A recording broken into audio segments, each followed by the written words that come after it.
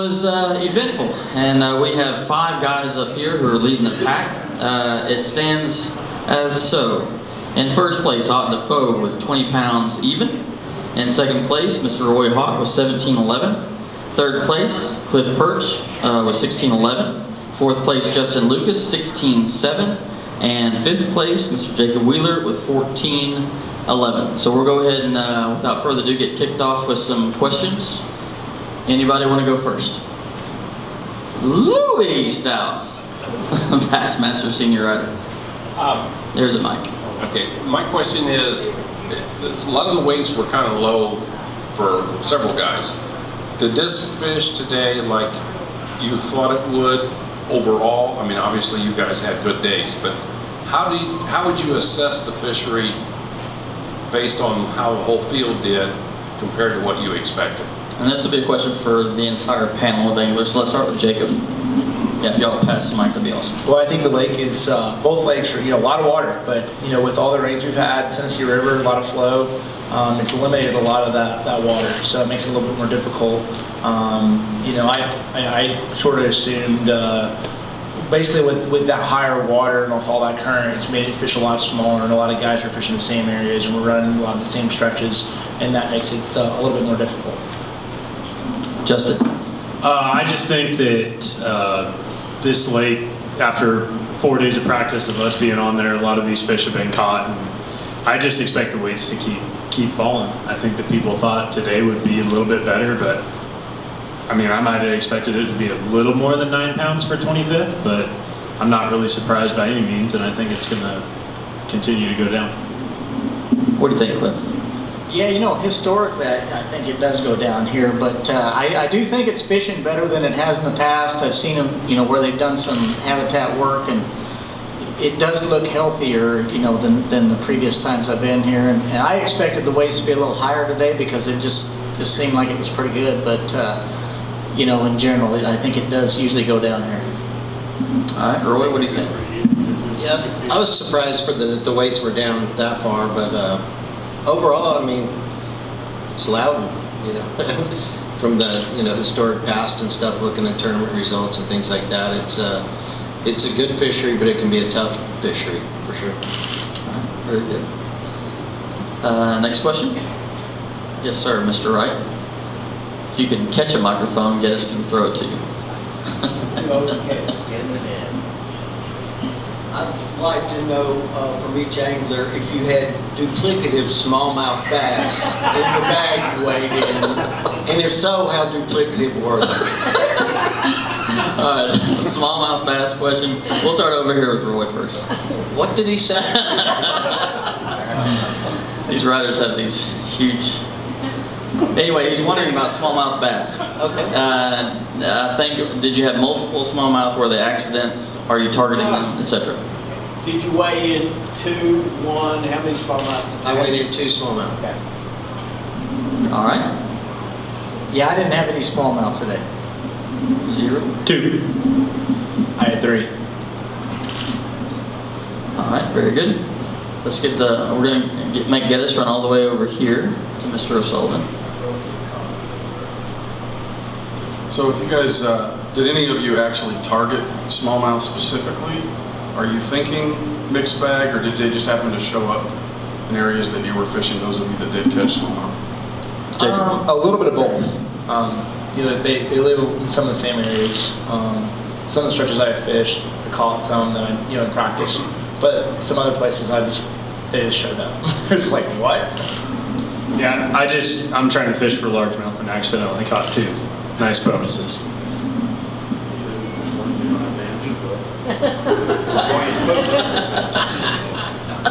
Alright, what about you, Roy? Were you targeting smallmouth? At times, at times I'd target largemouth, and other times I'd target smallmouth, and hopefully one or the other would play more, at any given time. But yeah, you got to keep your options open. Okay. All right, very good. Another question in front. You two desert rats who live in my new adopted home state, does this fish anything like mead, havasu, anywhere else on the Colorado River chain? Roy? Yes. Kind of interesting, you know, I fished the FLW Costa Series a couple weeks ago, and my mental thought going into that was to find areas of the lake that I would find dirty water so that I could kind of pre-fish for this event, that type of thing, and ended up doing well in that event and, you know, doing it that way. So actually it was out west, but it had nothing to do with clear water. Yeah, I mean, other than the fact that most of the times we fish rocks at home, I guess, you know, that's about the only similarity, really. Very good. Any other? Yes, sir. Down here in front. I know the size limit, 14 and 18 inch. Do you have any comments about the size limits and what effect that had? Why don't we start with Jacob? Yeah, I mean, it's a strategy. You know, 18-inch size smallmouth, you're actually targeting them, and you catch a 17 3/4 or 17 7/8. It's a heartbreaker. I mean, because you hook that fish and you know it's a good one. I mean, it could be a 3-pounder and not, you know, you can't weigh it in. So it's definitely a high risk, high reward deal. Justin?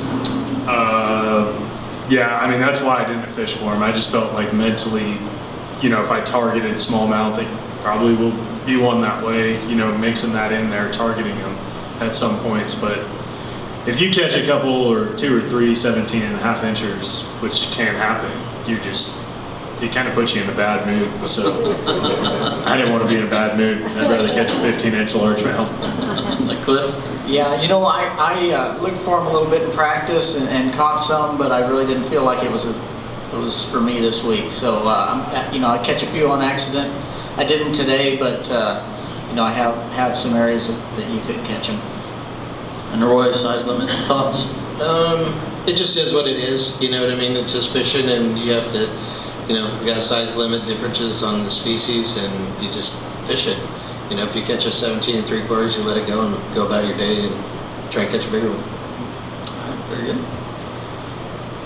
Next question. Yes, in the back. I like how they can get us run around, earning the money.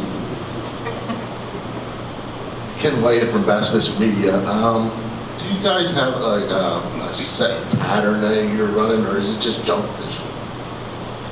So, not having to offer specifics, but are you pattern fishing or junk fishing? You can start with Jacob. Yeah, I mean, there's multiple patterns that go on, you know, this time of year, pre-spawn fish. Definitely running a couple. You know, but you definitely can't, you know, you see something that looks good and it's not fitting your pattern, it's hard for me not to stop and make a few casts. Yeah, I would just say same thing here. If it looks good, I'm stopping. So that's my pattern.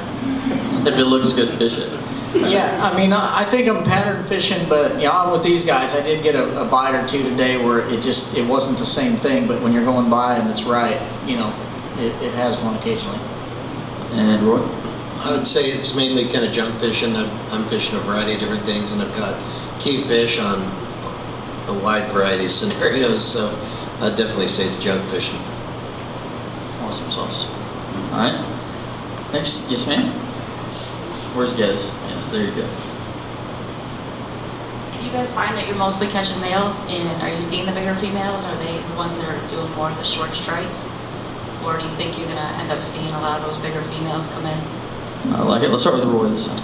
I'd like to see more of them. But no, I'm definitely, you know, I caught a few fat fish today that, you know, obviously female, but I don't know. I think the mix should probably be about the same. I don't think you see anything that's going to push them like to start spawning or anything like that, or any major movements in a positive way anyway the next couple of days, but we'll see how it goes.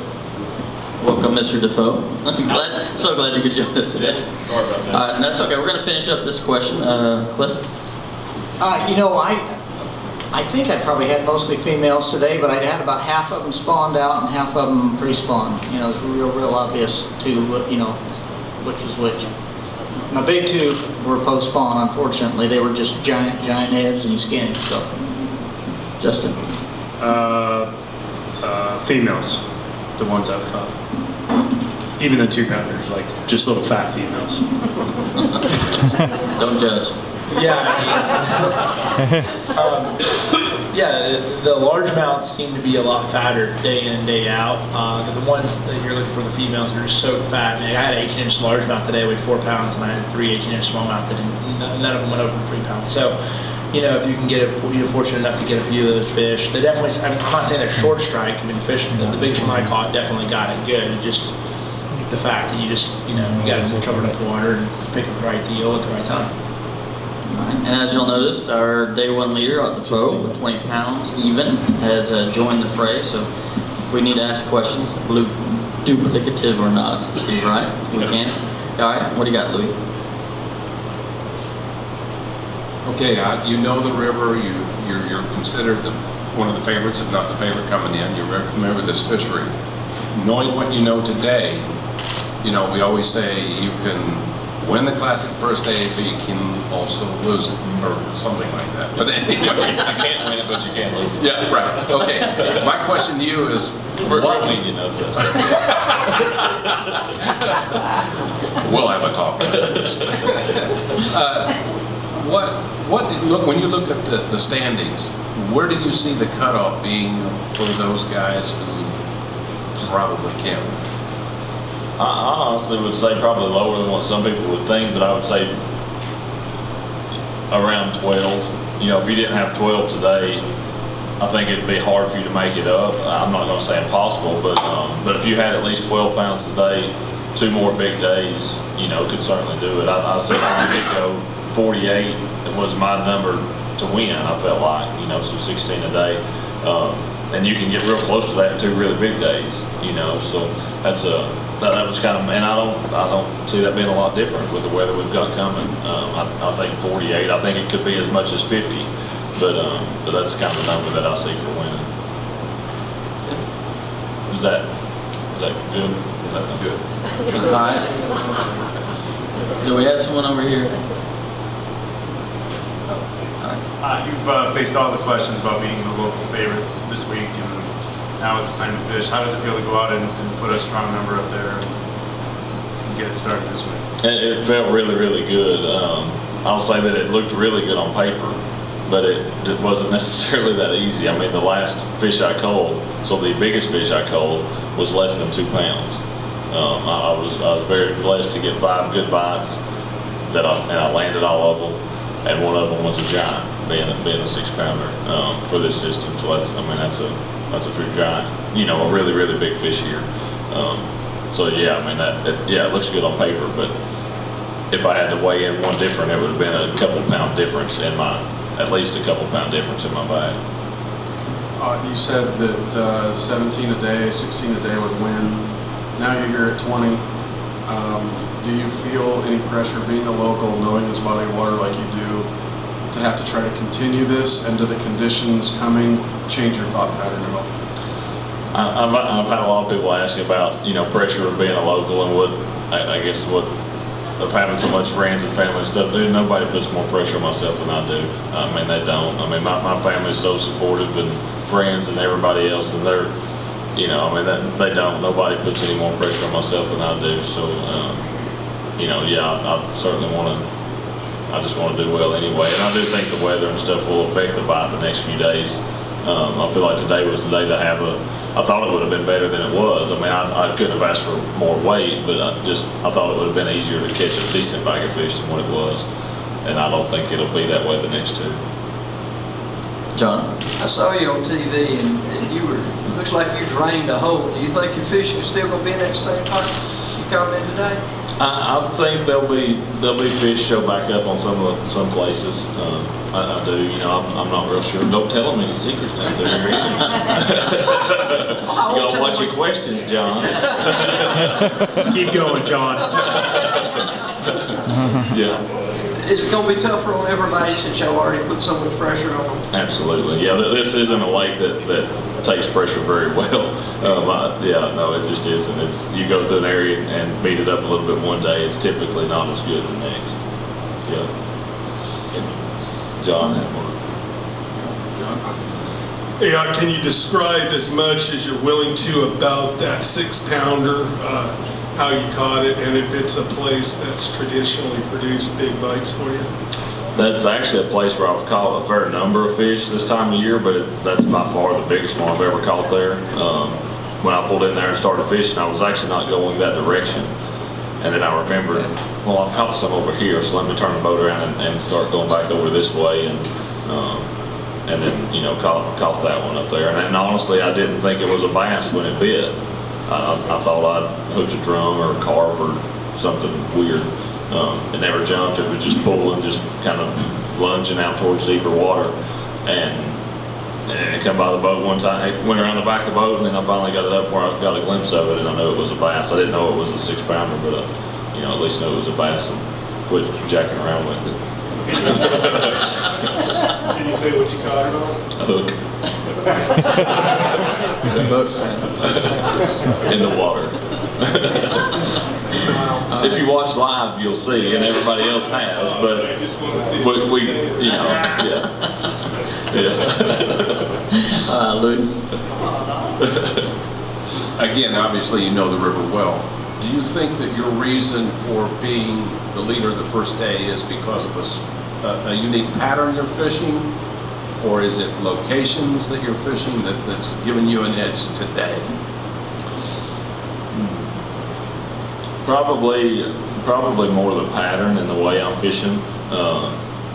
You know, I think that probably had more to do with it, is the way that I'm fishing. I don't know how these other guys may be doing exactly what I'm doing. I have no idea, but yeah, I think it had to do with the way that I'm fishing. The conditions today were certainly good with the wind. I mean, the wind is a good thing here. I don't think that's any secret for any of these guys, but yeah, I think I think those conditions were definitely helping the pattern that I was fishing. Very good. Another one? Back.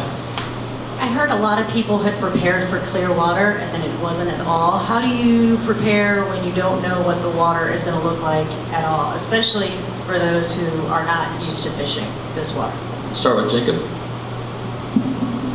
Well, I only live about 80 miles away from here, so the main river on Chickamauga, Tennessee River, water comes from up here, so I had a pretty good idea of what the water color was going to be. Now, Tellico, knew probably the water was going to be cleaner, it just comes out of the mountain, so it wasn't really a surprise for me, but overall, you know, you have to adjust to the conditions and the water clarity. Justin? Same thing, Gunnersville, I spent some time out there, and it's just part of the Tennessee River, and same color water on the main river. I knew that there wasn't many backwaters here to get away from that, so it's actually been cleaning up and kind of changed the way that I approached it a little bit today. Cliff? Well, we don't really have this kind of weather or this kind of water where I live, but you know, I did spend time on both lakes, you know, when I was here, and looked at a lot of different types of stuff to fish, and so I had some ideas, you know, how to catch them in different situations for sure. Roy? I think, you know, like when I came out here this last trip, my truck's loaded for the whole year pretty much, and it's going to stay out here the rest of the time. And you just have to prepare for everything, basically. You have to bring it all, and you have to be, you know, have the tackle and stuff, whether it's dirty or clear or whatnot. And then when you get here, just adapt to that. Not? I live on the Holston, and it flows into here, so I've seen how orange it's been for the last 2 months. So I knew about exactly half the water that's in Fort Loudon come from behind my house, so I know what it's like. And I like it. I wish it wouldn't have cleared up so much. All right, guys. I know these guys got to go work on tackle and get some food, so we'll do 1 or 2 more questions. All right, Steve. Did you weigh any smallmouth?